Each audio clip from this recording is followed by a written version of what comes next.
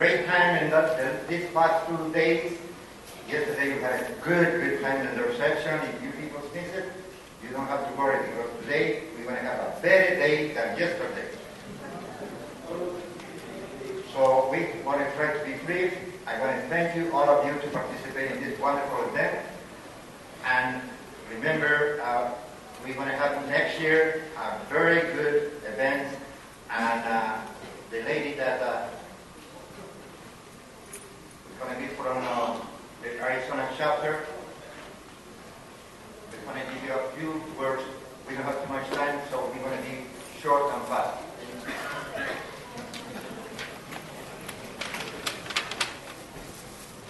I present to you Jenny Hahn.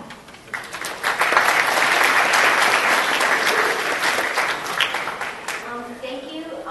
Good morning, CRFG members and guests. And I'd like to announce that for the next year's Festival of the Fruit 2011 will be Arizona. Hosting the event will be Arizona chapter. And the fruit that we will be celebrating will be the pomegranate. Now, the dates, I reassure you that it won't be in August, but it will be in October, the third Saturday of the month of October. And also, the location will be at the Arizona State University ASU campus, and it will be in Tempe, Arizona. And Tempe is just right next to Phoenix. So, and Phoenix is just not away next to California, about 6 hours drive, or just flying time about an hour or two. And I'm going to give you a quick history about the Arizona chapter. It was established in 1996, only 6 members, but now, since 2010 rolled over, we have people, members and guests that shows up to the meeting, 40 to 50 each month. And now, yesterday when I announced the festival, people asked us, what do you guys grow in Arizona? Well, we're in Zone 9. We have semi-tropical weather, and everything that we can grow just as much as in California: guava, mango, avocado, and also in Hawaii and Florida we have the same, almost the same weather. Okay, anyway, hope to see you next year, and thank you very much for your time. It's very nice for her to announce that the next festival will be in Arizona, so start saving your money. You know, I told yesterday, $1 a day will be $365 that you will have for round trip and hotel. So start doing now, prepare for next year. Now, I want to introduce you our president of CRFG, Mr. George Sable. Thank you very much. Well, those of you who put on a festival, you know there's a lot of work to put on a festival, and there are a lot of rewards that come with putting on a festival. And the best reward is to see people show up. So would you look around the room and give yourself a round of applause right now? Thank you for showing up. Number 2, it takes a lot of work, and we know Edgar and his chapter have been working very hard to make this happen. And I told Jenny earlier today, all these people in this room will be in Arizona next year. There you go. Thank you, Phil. So it's nice to be your president. I've been president for a couple of weeks now, and it's not fun yet, but it's going to be. One of the fun things that the fruit growers get to do is hand out scholarships. We started a scholarship program 3 years ago, and we've been giving away $1,000 scholarships to students up and down the state. And this year we gave away 3 $1,000 scholarships from funds that you have generated. And so if you have some excess cash in your chapter treasury, or in your own wallet, or in your family, we'd love to see some of that money go to students someday. I want to announce right now that we have in the room with us one of the students who won a scholarship this year. And he's going to come forward right now. We're going to hand him the $1,000 right in front of all of you, so you know that Zach won this scholarship, and he's going to school here at Cal Poly Pomona, and let's give him a round of applause. There we go.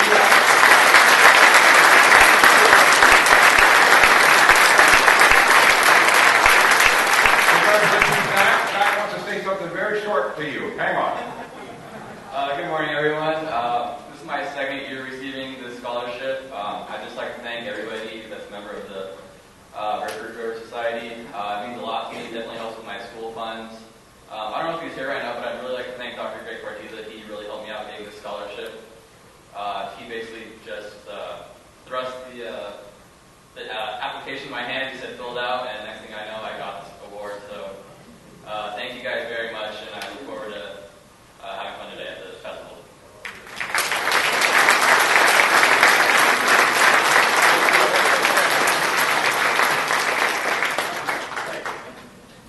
By the way, Zach won this scholarship 2 years in a row. Can you believe that? Congratulations to you, Zach, and good luck to you. The next thing you need to know is that there are about 13 people, dedicated people, who work very hard as your board members for CRFG Inc. These are unpaid volunteers who watch over the organization closely. I'd like all 13 of those people to come up here and stand right now in the front row so you can see their faces. Could you please do that for me right this second? These people meet. I'm a new president here. I get to boss these people out. There's a honeymoon period that's about to end. These dedicated people work for you and watch over our organization. They are wonderful volunteers, and they answer the phone when we call. And one of the things that happened in the last 6 years is we began to make phone calls to each other and have conference calls rather than meet face to face. And we seem to get along a lot better not meeting face to face for some reason. The last 6 years I've been watching this organization very closely because our president, Bill Grimes, has been our leader. And he's been watching over us, bringing us together 4 times a year to try to get along. And when we have a festival, that's the time we get to meet each other and see each other face to face. And Bill Grimes has been a good leader for us. I don't think you know how good a leader he has been for us in the last 6 years. But I'm learning. Bill Grimes has really moved this board along to become a high-tech organization that we have today. And so on behalf of the board of directors, we'd like to give him a plaque and a little piece of hardware that recognizes his 6 years as a leader and president of the CRFG Inc. Bill Grimes.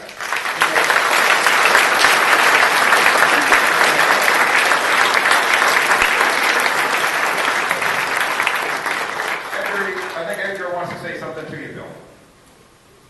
Bill, you were a great president in the last 6 years. Therefore, CRFG members recognize you, and we want to award you with our standard leadership presented to Bill Grimes. And I hope you will keep this forever in your room and remember you. You did a great job for us. In the name of CRFG.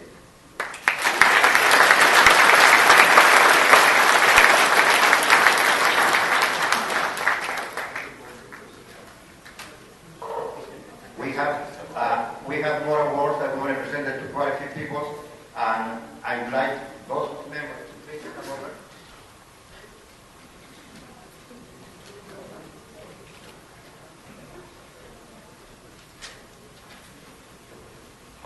CRFG recognize the people that have been working very hard and their jobs that they've been assigned to do, and for being too long with CRFG.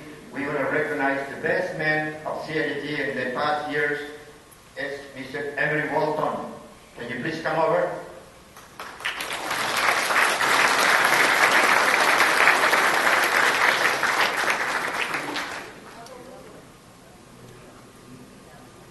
Emery.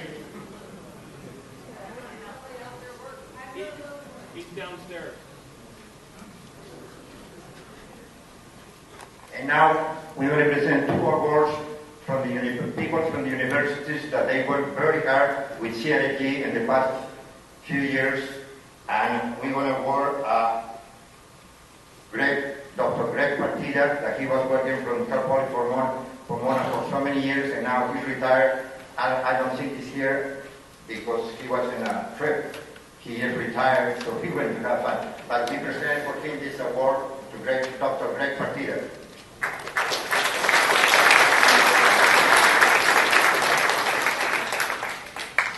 And the other member from the unit of the university that worked very hard for us, we want to a word of appreciation presented to Ramiro Lobo. Please come over.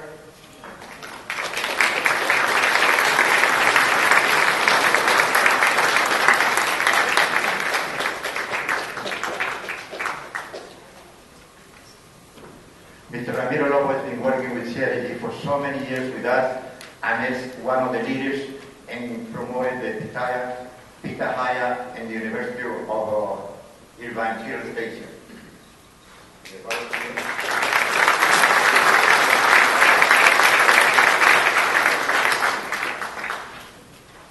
the meantime, we're waiting for Henry Walton. I want to announce that tomorrow we have 4 field trips. Only we had 2 announced in the computer in the program, but 2 people volunteered to open their doors.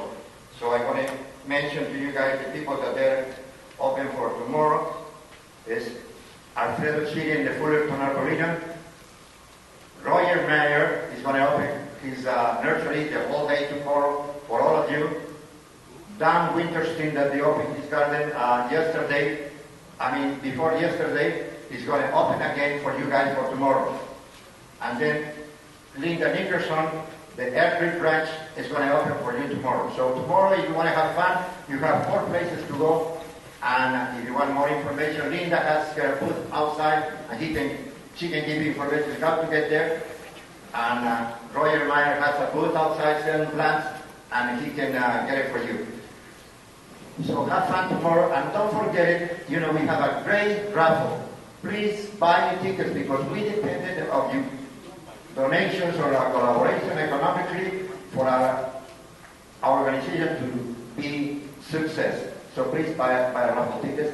We have a very good prices. We have a computer that is going to work for $500 that's going to be given away with only $5 for a ticket. So if you are lucky, you're going to get it.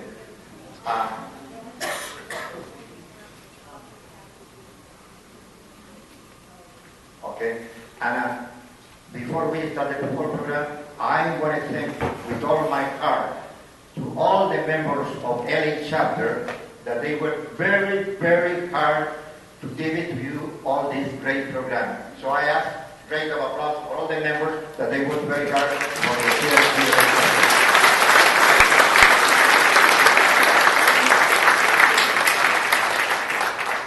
And I want to announce too that the year 2013, the festival will be in Santa Barbara, and the fruit has been chosen already.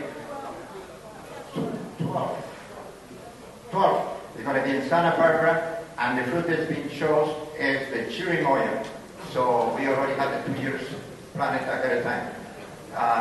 I think Mr. Emery Walton finally is here, and sometimes people that they want to be recognized, they want to take their time. But anyway, they're welcome, and I present to you Mr. Emery Walton.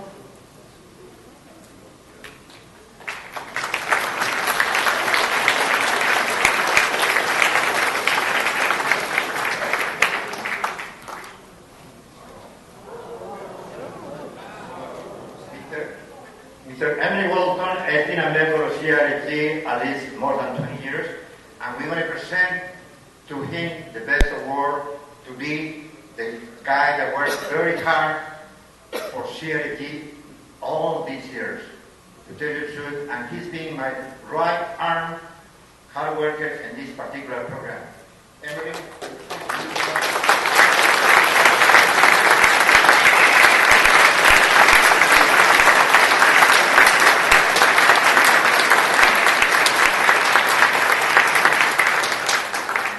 That award is going to be presented every year, the same award, so he's going to keep it for 1 year. Next year, Arizona has to look who is the best worker in all CRG, and they're going to present that to that guy. So this award is going to rotate to each best worker in the future years. But the award that he's going to keep it for the rest of his life. We have another one recognized, award of recognition to Emily Walton for dedication and extended service for California Rare Fruit Growers. It's presented from us to him.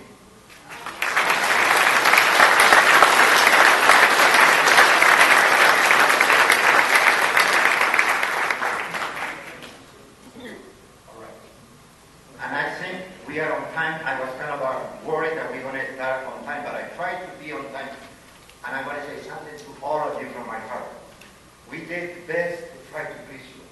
But if we make any mistakes, if you see something wrong that is done outside or inside or whatever, please, I apologize for those mistakes. But don't look for the mistakes. Look for the good things that we look to before.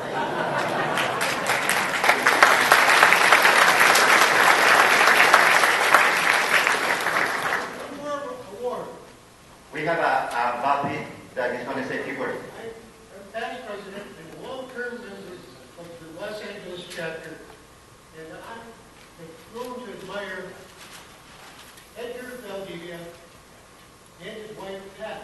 Their contributions to our chapter are phenomenal. They built up the chapter, voice sympathy, friendliness, and we show that in the numbers that we have. Edgar's been interested in developing fruit in Ohio. Tom Brandon, and this is his greatest ever, his second one, Festival of Fruit. Give him a great hand.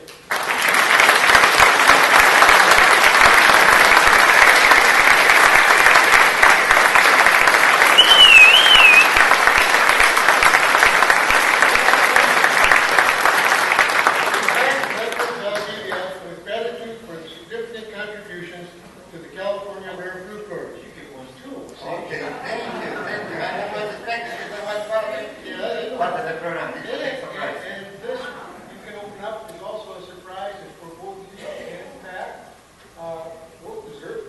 And this is my wife, who's disappearing over there. It's up to you, I think.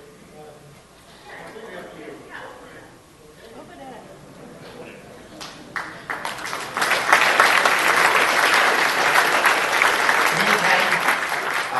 When she's opened it up, a big surprise, but I want to say to all of you, we have 24 speakers today. Choose the best 5 that you like it, and please go there and try to be on time, and don't slam the door each time you go in, because some of the speakers, they're going to be filmed. We don't want to have noise when we're filming that. So try to be gentle when you go in and out, and remember each speaker is going to have 45 minutes, and you can choose either one. Then at 12 o'clock we're going to have tasting of fruit. You know, Dave Wilson is going to bring almost, I think it's 100 types of different stone fruits. And don't worry, we have pitahayas that we're going to give away, one for each of you.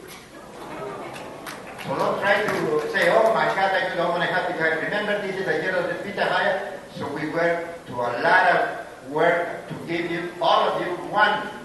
Even if we don't have fruit too much, but we somehow manage to get one for all of you. So everybody's going to take them. And lunchtime, we're going to have you lunch. Everybody's going to have good lunch. Then people that they're going to attend with Joe Sable, the meeting, they can go to the room 80 downstairs and have their meeting. And then in the afternoon, we go back to the lectures. And remember, the whole day we have plant sales. We have a good sales of plants outside. So if you want to buy something, go out. And then after that, at 5 o'clock, the whole thing ended. And at 5 o'clock is when they're going to say who was the winner of the raffle. So you don't tell me that later you're going to be crying, oh, I'm supposed to buy a ticket. You have 8 hours to buy your ticket. So at 5 o'clock, we're going to be calling the numbers. And we need a person, voluntary person that's going to put their hand. We don't want anybody to say what's a cheating in there. We want to make everything straight, very open to everybody, so everybody's going to be saying that the raffle was perfect. Then we have excellent dinner, and we're going to have a great speaker and dinner time, and we have a good dinner for the people that are going to attend.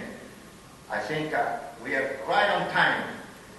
I want to thank you so much for being here today.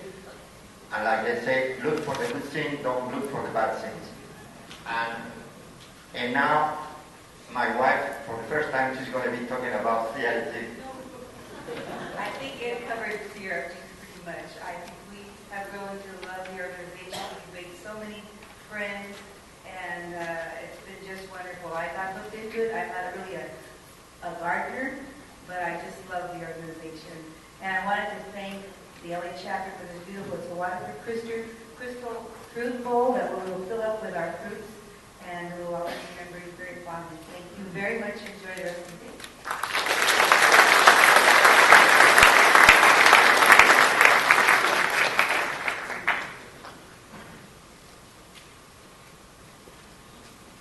Now, we're going to start with the first speaker. Came all the way from Hawaii. He's been in growing fruits and plants for 50 years. So this guy has got such a good experience. And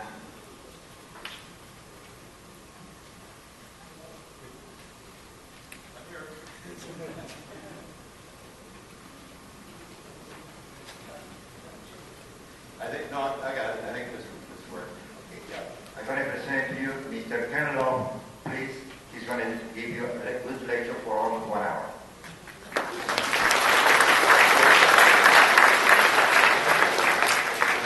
gotta give you that because I gotta turn the computer on. Because you know everybody's lost without computers. So. And it looks like it's working. As long as my granddaughter didn't leave anything incriminating.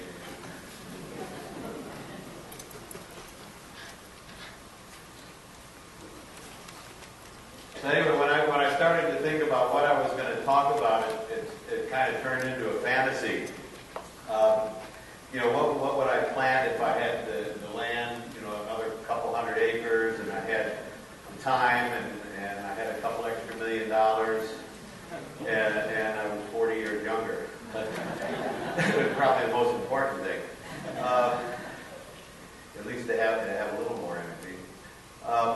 All of this, so all of the fruit that you're going to see, I would plant to either eat, trade, sell, or just to educate, and for other health reasons. We graft a lot of trees, and I plant a lot of seedlings. It's a little bit of both because I want to have the genetic diversity that you might not get just from grafted trees. And I'll plant a lot of trees even though they're not going to produce for 10, 20, 30 years. My first teacher in Hawaii, Mr. Takashiba, was 98 in May, and he's still planting mangosteen seeds. So that's kind of the way I want to be.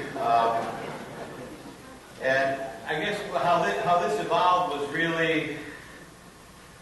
I lost the remote already. I didn't take it, Eric, I promise. Oh, there. We'll get it. I think. So how this talk evolved was just A to Z, basically. It was that ABC of things that I would want to plant if I had all the time and land and money. And olive pog is one of those things. In Bill Whitman's book, well, anyway, they keep fighting about this, and whether it's more lychee-like or longan-like. Personally, I like the taste better than both. I just don't like the seed-to-meat ratio. But it's just a delightful little fruit.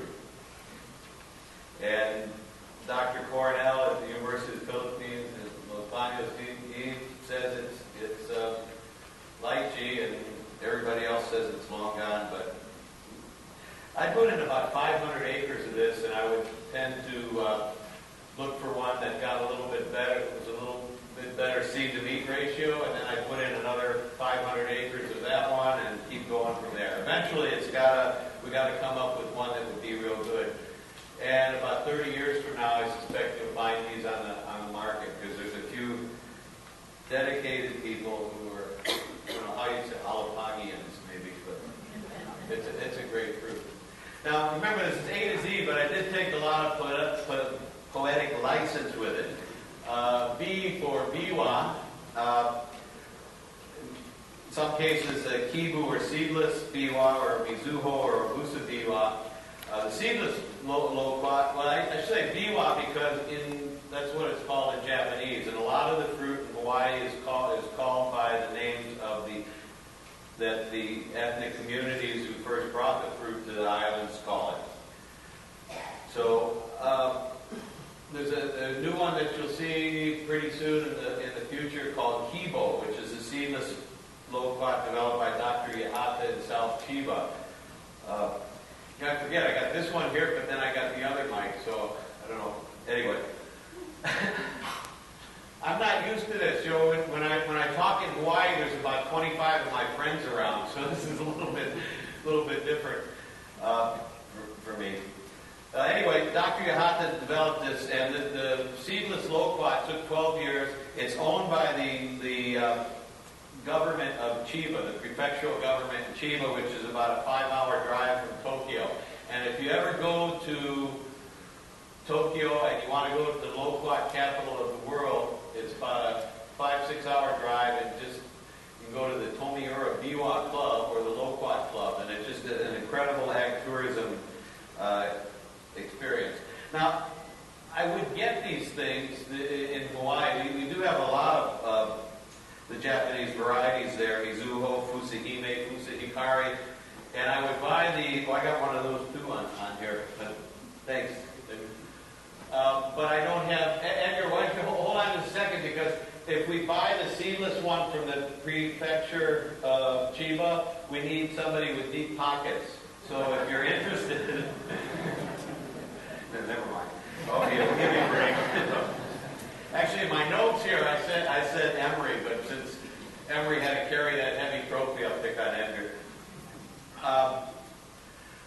I still tend to call it biwa by accident because the first time I was introduced to the fruit in Japan, it was my first partner there. I had an office in Tokyo for 30 years.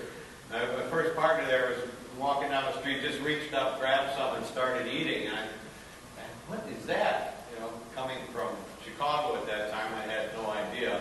And he said it's biwa, so that's what we've always called it. And after eating a few that were ripe on the tree in Tokyo and orange color, not yellow and sour like most people pick them in Hawaii, they were pretty exquisite, and I got hooked and wound up studying the fruit for 6 years in Japan. Okay, getting back to bee, there's a few other bee things that I like to play with too, Balimbi and Buddha's hand. And what both Balimbi and Buddha's hand did was teach me the value of using fruit for something other than just eating out of hand. I also, while in Japan, trained as a chef there. And Balimbi is caught on to the point now where I have to write an extension publication for University of Hawaii in the next year on Balimbi. Or sometimes in Hawaii it's called kamias or pias in the different Philippine dialects. It's a sour relative of star fruit if you don't know it. And it's the chefs use it as a vinegar substitute, since vinegar has zero nutrition and Balimbi has a lot of nutrition. And I guess I did have pictures. I forget already. So we dry the Balimbi. A lot of the Japanese restaurants will use the zest from the Buddha's hand, which has been in Hawaii since 1824. Some of the old timers will cut the fingers, boil them, coat it with powdered sugar, and freeze it for candy. So all of these things are the chefs like to play with now. Okay, seed. Seed is another one that you wouldn't necessarily want to eat it out of hand. But actually, I mix it with about 65% sugar and make syrup. And it reminds me, growing up in Chicago, they had things along the first expressways where you the pancake houses or IHOP. And on every corner in Chicago, there was a Greek restaurant that you went to for breakfast, and they always had boysenberry syrup on the table. The Kitambila syrup that we make and sell reminds me a lot of the boysenberry syrup. So it's really a good tasting thing, and it definitely takes me back. You know, I do like durian, but not half as much as watching people's expression when they smell it for the first time. And this is true. This is my wife's friend who came over one day when there happened to be a little ripe durian in the garage. And oh, smell this! Wait, I put my camera. And she did, and I got the picture. And that was the last picture added to this presentation. But I mean, I'm sure lots of people have durian stories. I know last time I was collecting seeds in Bangkok about 12 years ago, I kept getting a note from the Ramada. Well, Mr. Love, you cannot bring durian into the room. And I'd leave a note back. Yeah, I know, there's a sign here, no durian. I didn't bring any durian in the room. No durian fruit in the room. 500 seeds smell just as bad. So, just one of those things. So, egg fruit. It's catching on. I'm told it's the highest natural occurrence of vitamin A. In Hawaii, people either love it or hate it, and there's really not much middle of the road. What it reminds me of when I'm eating it or playing with it is the white paste we used to eat in kindergarten, on paper. But it has a little more flavor than that. Actually, when we mix it with the purple sweet potatoes from Hawaii, it actually becomes pretty good. Or you whip it up, but I don't like it by itself particularly. Okay, the next picture, the F picture, is this is if you get your governor to really get some money from the state and start building the cooperative extension back to where it was a few years ago. I know last time I was at Riverside, they were always worried about money. Of course, I didn't know they were going to hire David then, but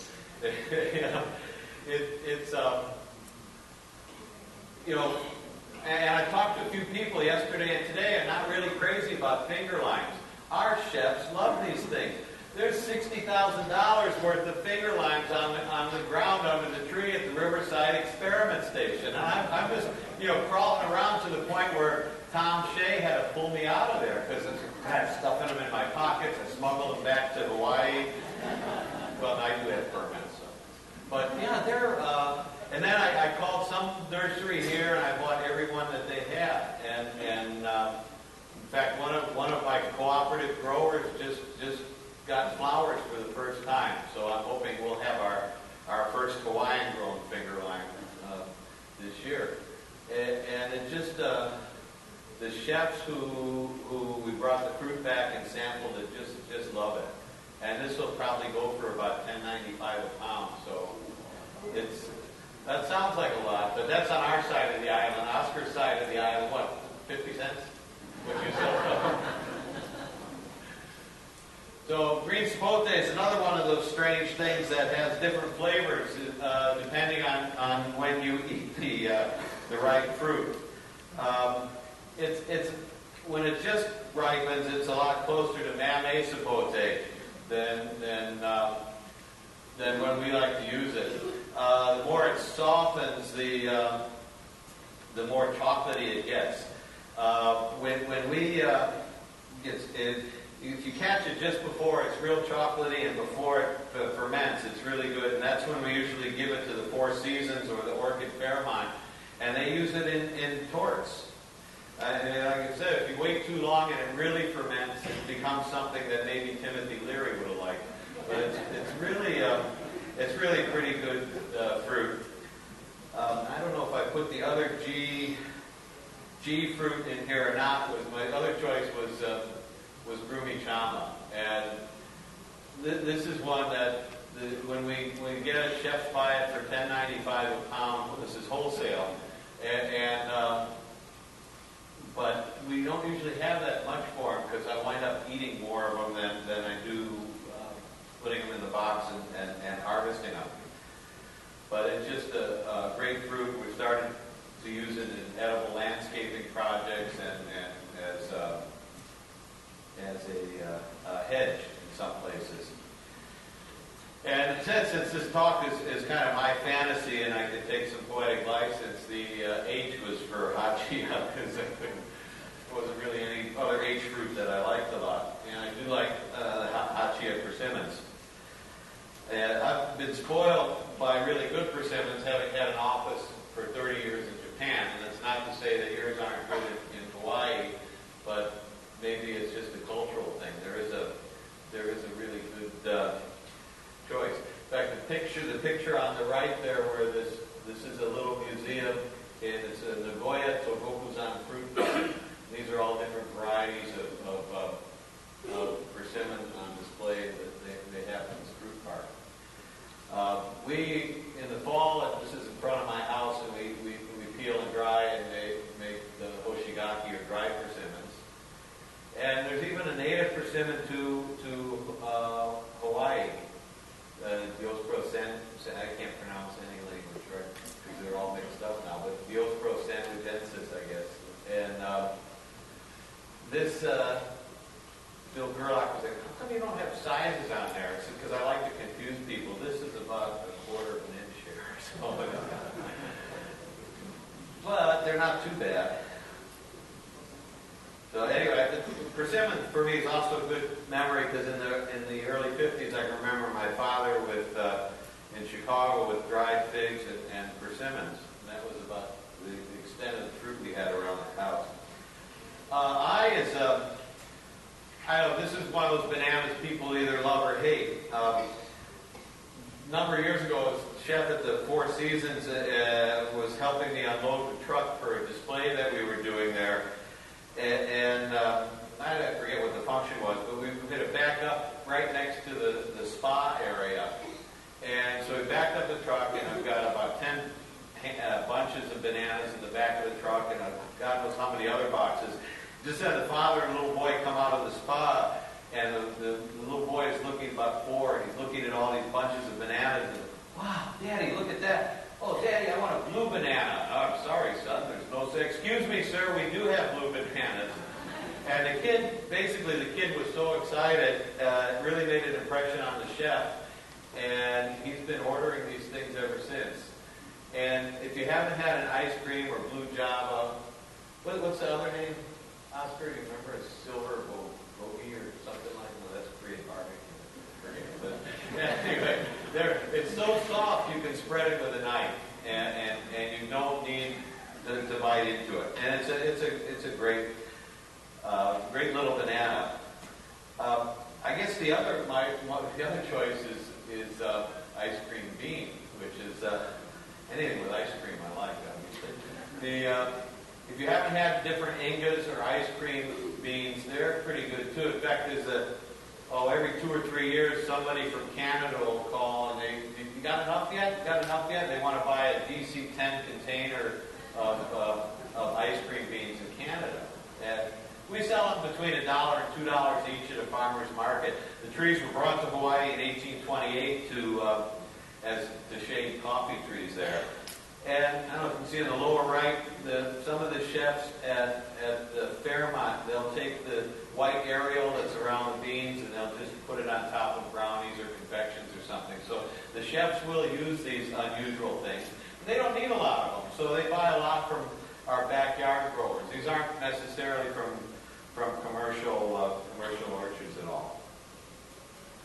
Last year, I guess I should thank everybody, because last year the USDA sent me to India for 3 months at the taxpayer money, so thanks very much. It was a great trip. Of course, I skipped the whole page. So we have to have. Anyway, I was talking earlier to somebody about Chipotle Kava. This has to be in the top 10 of all the different types of fruit that I really enjoy it. It's really a world-class fruit. There's a lot of different types of varieties that are available in Brazil, and we've got some of the seeds in, and we're growing them out in Hawaii now, and it's just, I just hope I live to see some of these things, because it's extremely slow growing. But we do have these things, the paulistas, that can be a little bit bigger than a golf ball. But it's if you haven't tried Chipotle Kava, eventually Bill Gerlach and Melissa's will get it, and Oscar for Melissa's. Right, guys? Right. Yeah, because it's really a great fruit. Okay, when I was talking about India, I was going to talk about kokum, or Garcinia indica. This It's sour, but you really can eat it out of can. It's not like some of the Garcinia dulcis or Gorka. It's really a great fruit. It's very common in South India, especially in the staple in Kerala, Karnataka, and Tamil Nadu. The juice is added to morning curd, sometimes with tea, sometimes, and at lunch again with the curd and yogurt, or at dinner, and sometimes just served as a juice. I brought back a lot of bottles of the concentrate, or squash as it's called, and planned on making jelly, but I wound up putting it on ice cream and making milkshakes. Some of the chefs that talked to in Goa and along the coast there, they'll make reductions and sauces and coulis and also use the juice from the fruit for that. And then you can dry the skin is salted, and you can buy that in the Crawford Market in Mumbai just as a snack, as a salted pickle. But it's very good type of fruit, and it's eventually I'd like to see a lot more of it come into not just Hawaii, but be available in the U.S. L, or lulo. We use lulo instead of manania because the president of one of our coffee associations, and he used to be my vice president of Hawaii Tropical Fruit Growers, in the 60s when he was in the Peace Corps, he was assigned to help develop the Colombian lulo cooperatives. And he started to popularize this fruit in Kona a number of years ago and get samples out to chefs who now use it in a wide variety of dishes at most of the resort hotels. What surprises me is how popular the fruit got in Japan. You can, not only can you buy the tropical puree now, you can go to one of the vending machines outside of 7-Eleven and buy canned lulo juice. And so I started checking into this at the Food-X show 2 years ago. I guess I was there, or 3 in Japan.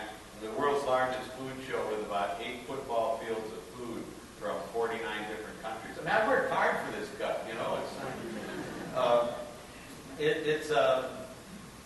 We found out that most of the drug money that the U.S. government sends to Colombia to fight the drug lords is used to market fruit in Japan. So it's these guys are smart. Maybe get a grant to California. I don't know. Yeah. Okay. So the next one I really owe to the CRFG seed bank. I read something way back. Well, I think Lincoln was president. I don't know. You remember, Edgar?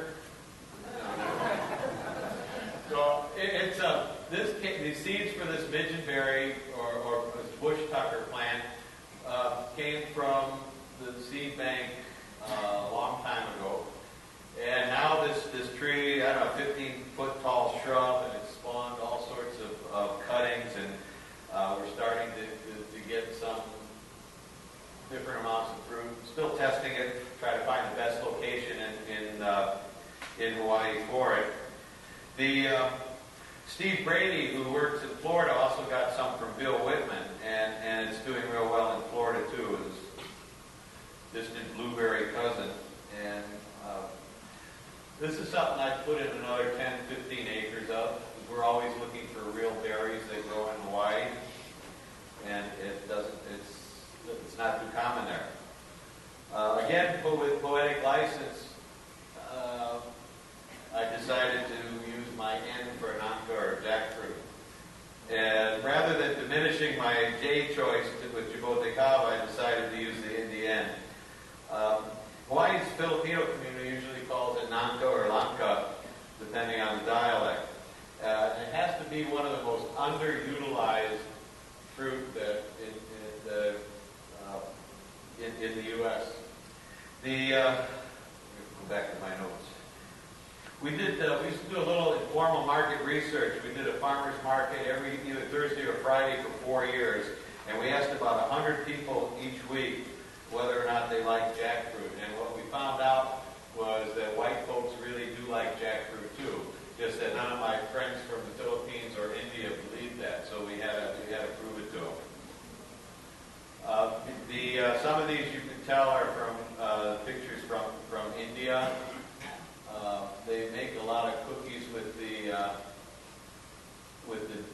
flour from the seeds, and having celiac and not being able to eat wheat, rye, barley, or oats, I found that really promising. There's a lot of dishes that do it. Technically, in Hawaii, we still have the Guinness Book of World Records for the largest jackfruit. Even though I wrote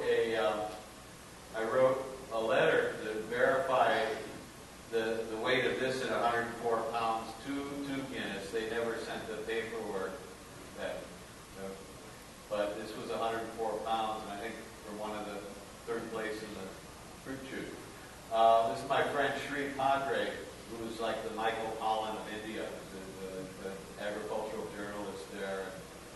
He was able to get a lot of the more dangerous chemicals that have been banned here for years. He fought to get it banned in India. He's a great guy. This is black gold, where you just, when you get it, when it's just perfect, and you just peel the skin off, and there's no latex at all. It's amazing. They have thousands and thousands of products made from jackfruit in India. Last year I went to this 3-day festival. That was my time off from doing the coffee research that you guys paid for with your tax dollars. But anyway, it's something you never will forget. All the products and having things made with gluten-free flour that's made from the seeds of the jackfruit. But most of all, I'll never forget the warmth of the people in India who wanted to share everything about jackfruit. It was really an amazing experience. And for those of us who grow, we've just begun to scratch the surface with what we can do with it. Ohelo. Well, Ohelo is another blueberry relative, and it's about the only thing that's really indigenous to Hawaii. It's in the wild, and if you've been to Hawaii, they're always talking about it with the nene and the wild geese that survive on it. Well, Dr. Francis Z. and the Germplasm Repository in Hilo, and in conjunction with the repository at Corvallis, and then half a dozen of us cooperators have been working with this in variety trials for the last 3 years. My job is to try and get them to grow at low elevations, where usually they're up at 4,000 feet around the volcano. And mixed results with that. But they have come up with some decent tasting varieties. These have all been propagated, and they'll be for sale or in Oregon or through the repository there in Corvallis now, which means they should be free. I don't know if they've been released yet or not, but if you want to try Ohelo berries, that's definitely something worth looking into.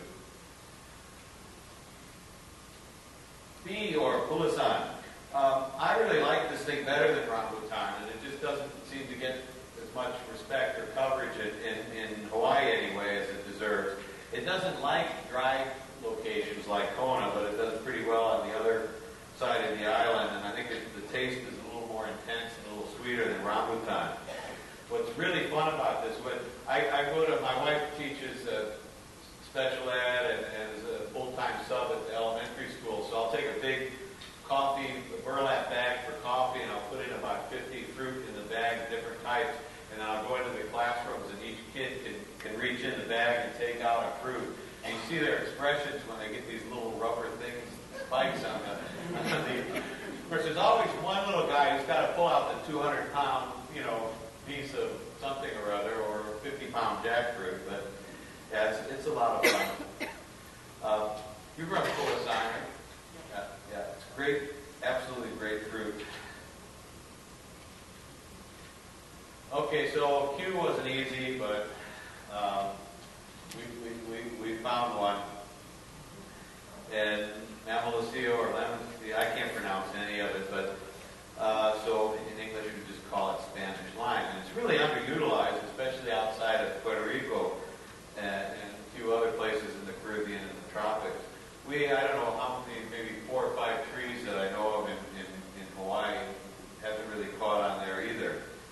But this is something that the seeds, although some people say the fibers around the seeds can cause problems, others have worked with the seeds. I think in Argentina or maybe Venezuela to develop other gluten-free flours. So I'm looking at fruit as something to market, to help our growers in Hawaii market, and something in terms of my particular problems with food allergies. And so this is one of those things that also has a lot of potential, and I think that I'd plant a few more acres of these just to see what happens. R is another one. I actually have to write 6 different extension publications in the next year and a half for the university. One of them's on Rollinia or Bariba.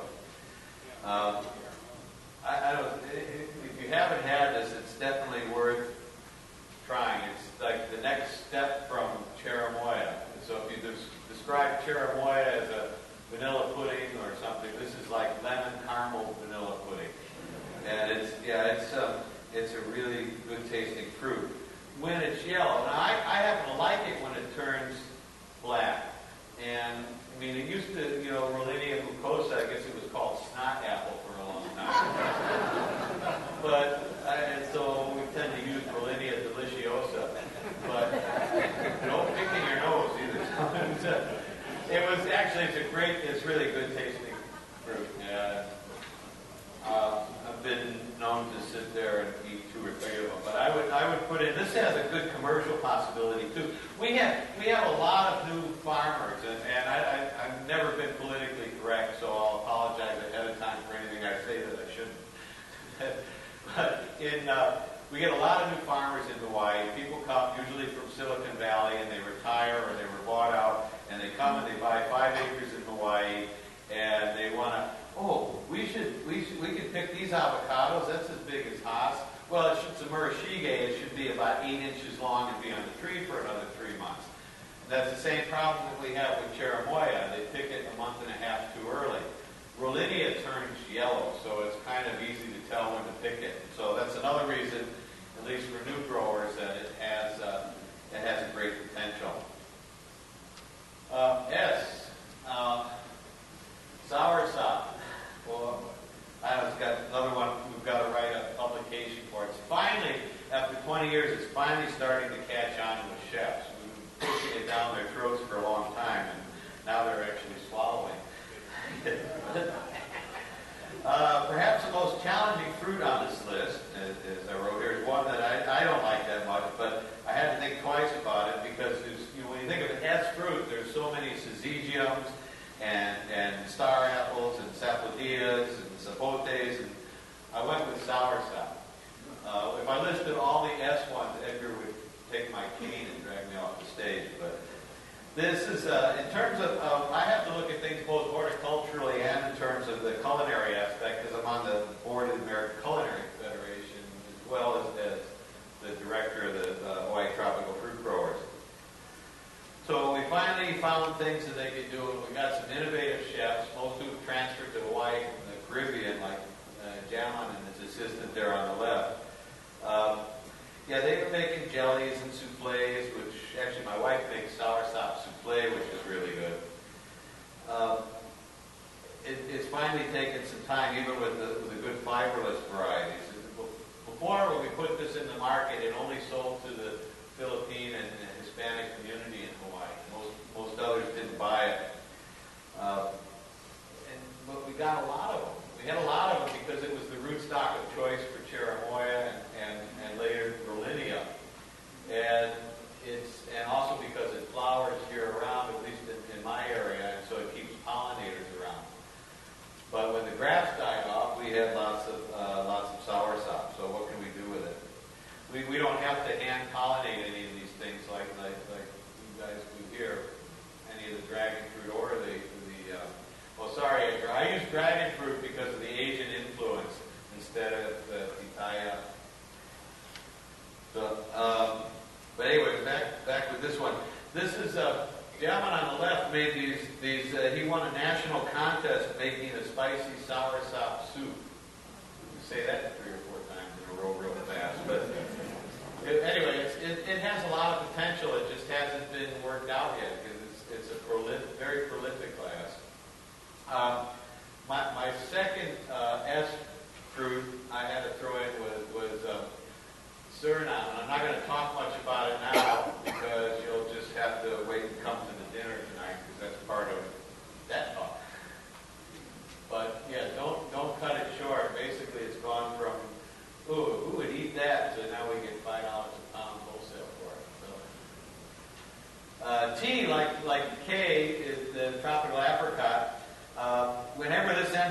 a list of anything we're going to do, my friends in Florida cringe, or look at me cross-eyed because it's so sour.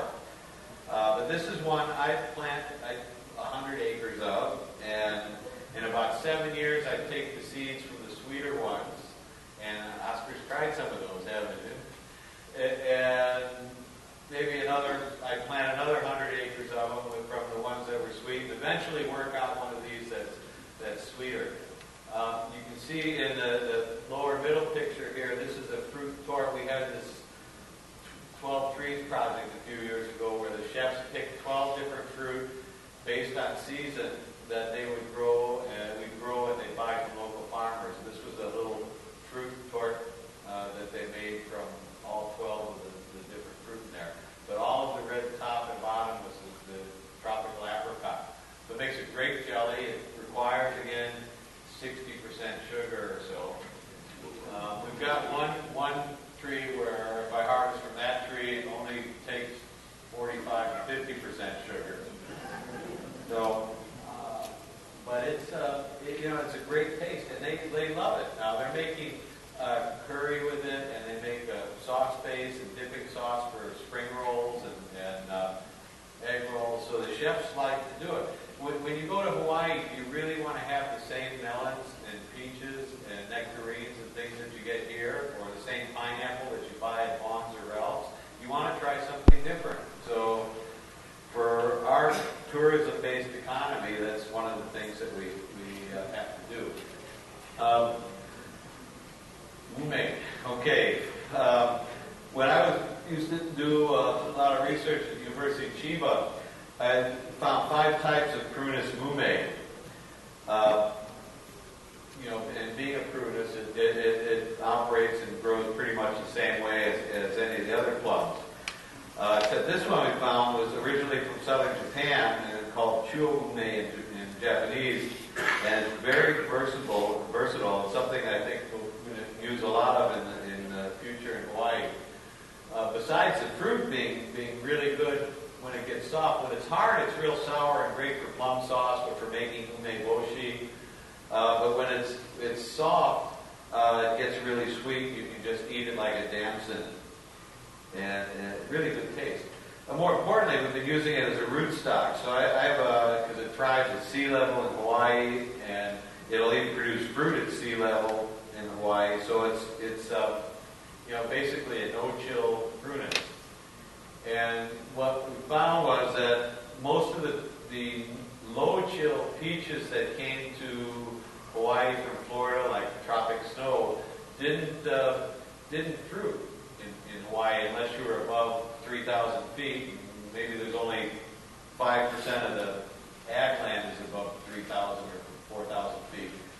And so what we started doing was grafting those peaches onto this rootstock, and we found a big difference. And so now we're working on getting some no-chill peaches using this as a rootstock as well as a plum. I haven't tried it on Santa Rosa or any of the other plums. I really don't want to compete with you guys. We just want to have our own little mix of plums and peaches, because we can't get a good peach in Hawaii. What else was I going to say about that? So anyway, I have this test now with the feds to develop these no-chill things. So the problem is that people who were the collaborators on the grant wanted to use it as a rootstock for peaches, and once they started eating the plums, they never wanted to cut it back because they liked the plums so much. But it's got a lot of potential for the tropics. Okay, the hardest one to come up with, well, almost the hardest one, the bee, obviously. But I think an ester won first place maybe in the fruit shoot. But who said I could use this picture because ours aren't producing yet. But I don't know a lot about this fruit, hence the words on there. I mean, I've only tried it once in Japan, and it did leave a good impression, but not as much as marula. Dr. Yossi Mizrahi from Israel, who I know Edgar knows because of his work with the papaya, and I work with on marula, and this is his next, he's retired, his next little project was going to be to spread this around a little more. This is, do you have Wampy in California? Yeah. Okay. Yeah, I don't know. I really like this. It has a landscaping tree as well as to eat. It's since we can't really grow grapes anyway, so it's about as close as you can get to them. In China, they have, I guess in southern China, they have a lot of varieties of Wampy, and a lot of them, I'm told, were named after the Tai Chi movement thing. So they have stroking the wild horse's mane Wampy fruit. So I don't know. I've never tried that one yet, but one of these days I'll get back to China and try it. The other W fruit I wanted to mention is water apple, or Syzygium aqueum, and that is in Malaysia. When I first saw this, they're giving it to women after childbirth because of the natural electrolytes. It's a natural Gatorade, only it tastes a lot better than Gatorade. It's still fairly rare by us. It's very hard to propagate. They said one fruit in 10,000 supposedly has a seed in it. I've probably eaten twice that many and never got a seed, at least of the fruits in Hawaii, in our part of Hawaii. In India, when I was there, I was surprised to see a lot of these trees in Karnataka and Kerala.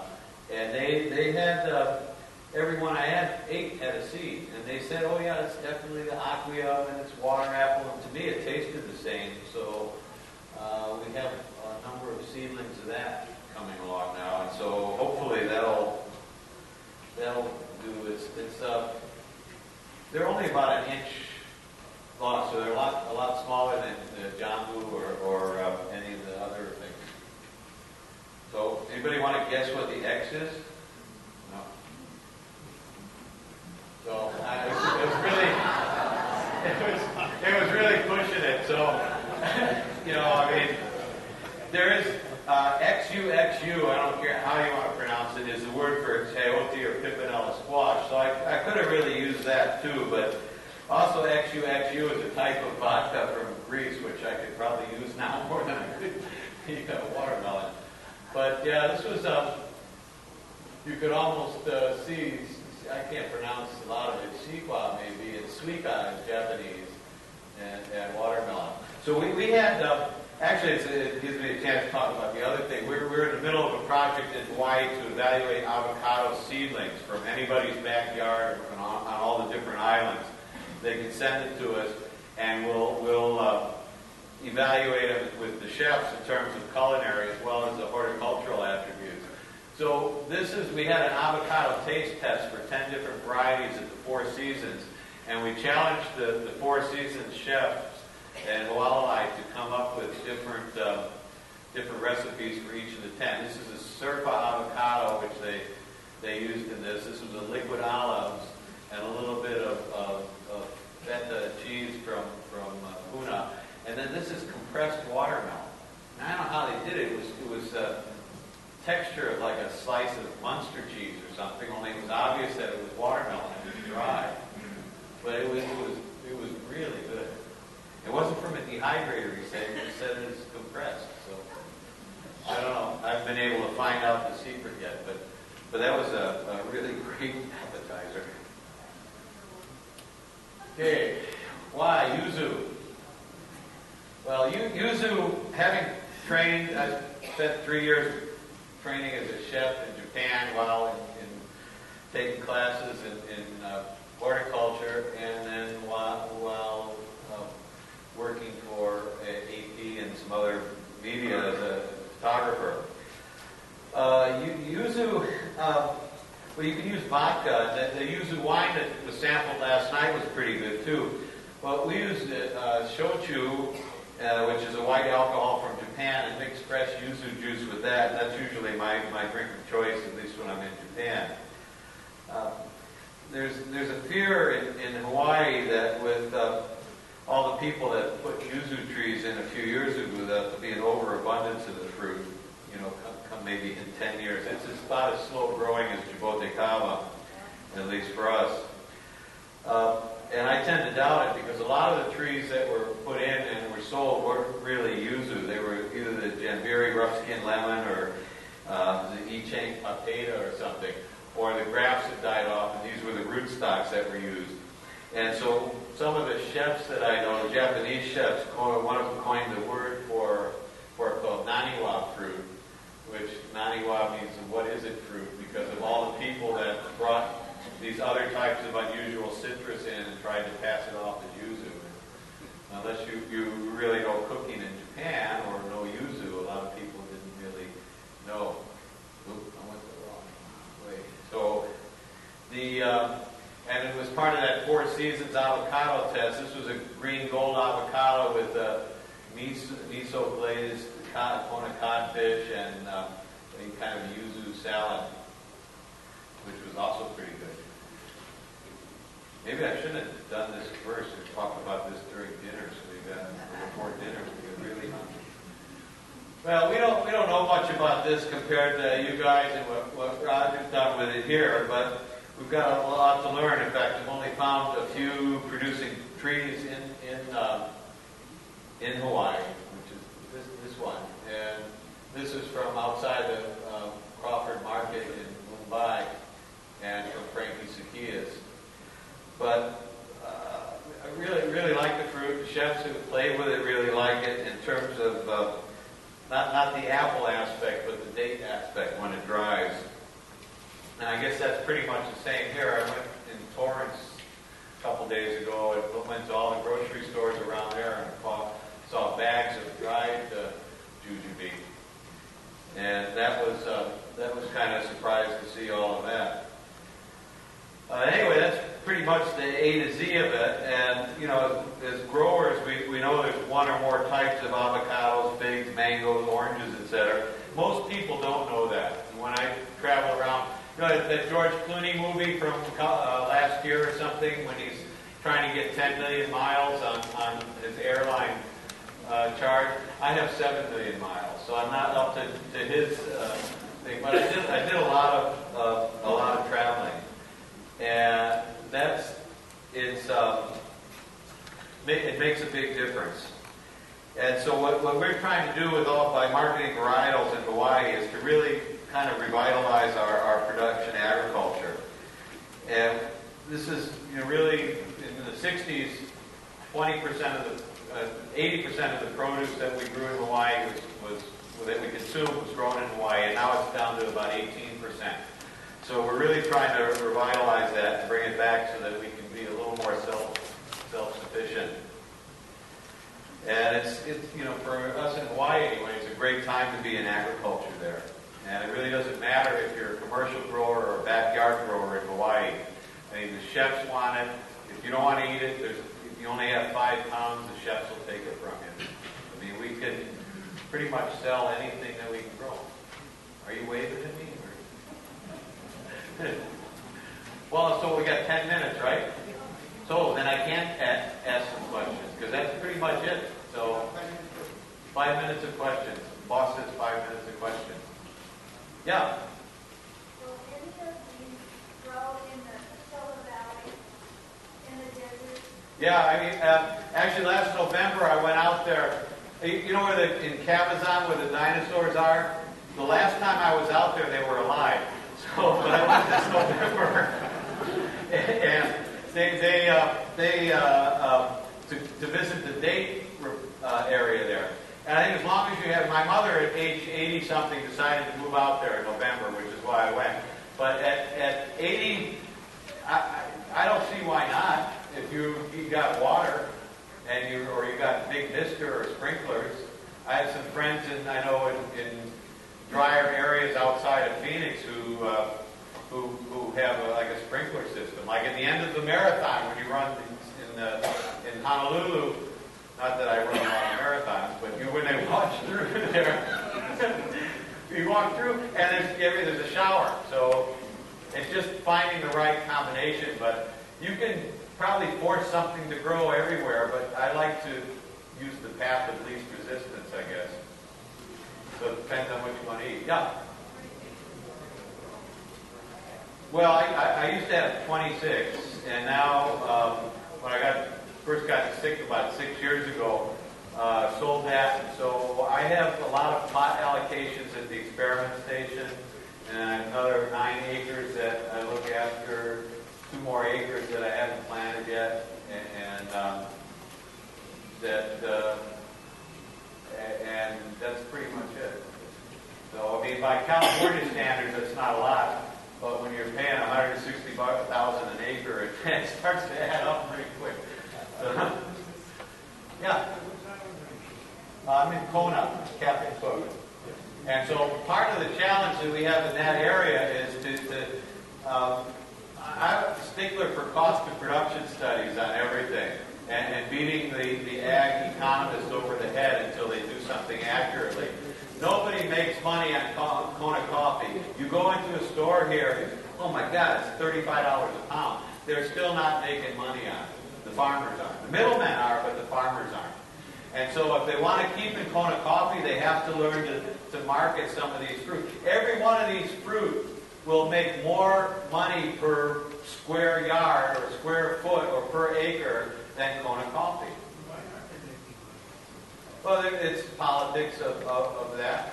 I mean, when we did this 12 Trees project, we did, and it's all on my website is hawaiifruit.net, and it's all on there. There's a publications area, and this 12 Trees project book. And so you get accurate cost of production for the 12 fruits, including figs. Figs were the most profitable fruit that we could grow.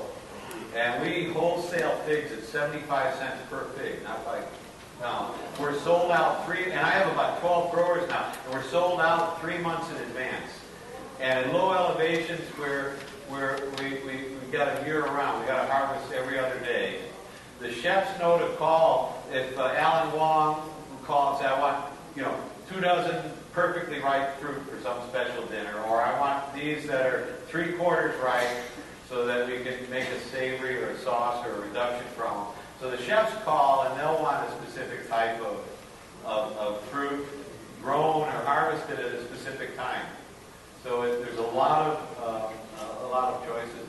After figs, the loquat. I mean, trying to get other farmers to do the work to cut the flowers and put the panicles and bag the fruit. We use the fruit bags from Japan where there's little slits so the water will go out and it goes over the fruit. A little wire that's built into the bag, and it keeps it only. Well, the company that makes them in Niigata, they have 3,000 types of bags. The company's 300 years old, and they started by making those wax paper umbrellas that used to be popular. And now they make these fruit bags, and you can control the amount of light that hits the fruit, and which affects the amount of sugar and the time to harvest. So these bags have gotten pretty popular too for loquat, but a lot of people don't want to take the time to do it. But the large loquat that we have, 5L size, is about 120 grams. So it's just almost baseball size, but you get 3 per branch. But even at that, it makes about 6 times more than Kona coffee in the space of the one tree. All right? Okay.